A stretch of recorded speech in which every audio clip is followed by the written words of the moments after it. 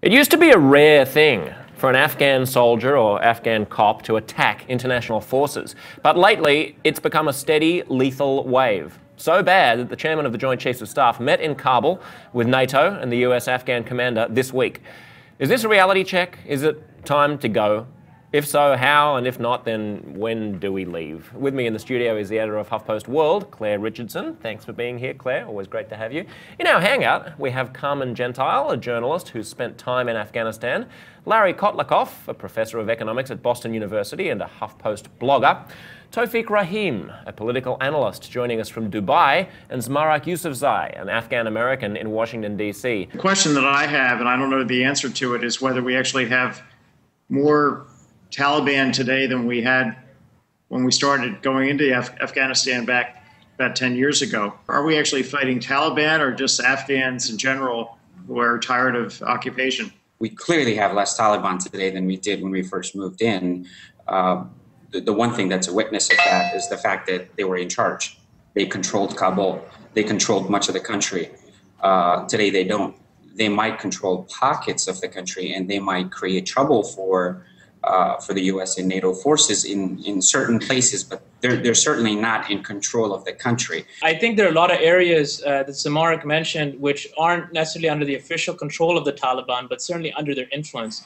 Even in areas where U.S. forces are operating, I'm sure Carmen can attest to this, that when they leave those areas, the Taliban are actually the ones in charge of law and order or enforcing a type of informal law behind the scenes. There's much focus on this new, relatively new fighting force called the ALP, the Afghan Local Police.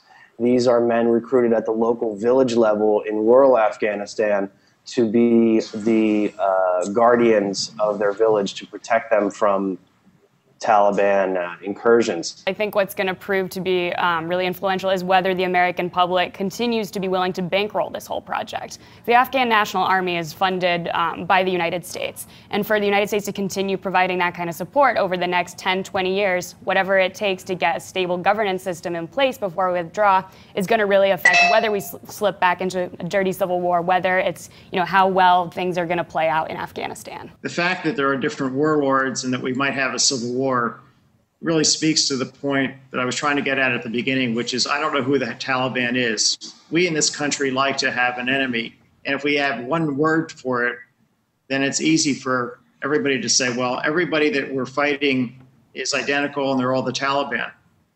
As far as I know, there could be many, many different types of groups that are somehow affiliated with the Taliban who, if we leave, will start fighting each other. If we leave now, I don't think anybody disagrees that the Afghan government is unstable. I don't think anyone disagrees that the military is fragmented and it's not strong enough. Sure, it's stronger than it was 5 years ago, but it's not strong enough. It cannot hold the country together. It's not. I agree with Zmarak.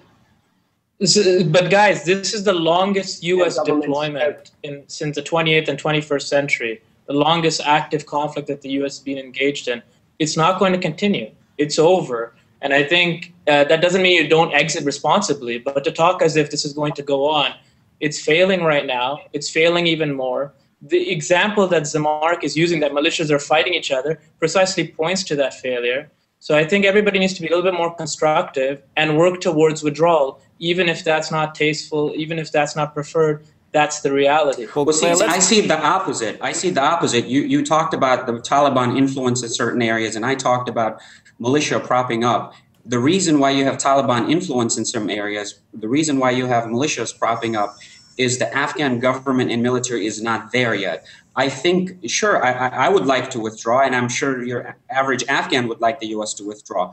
But as you said, withdraw responsibly. And if that means we might have to stay a little longer, or if that means that past 2012 we might have to leave some sort of help, whether it's behind the scene or not, so be it. But I don't think that we should pack our bags and leave, because even if up until now we haven't succeeded, we might need to change the mission. We might need to actually change some of the tactics.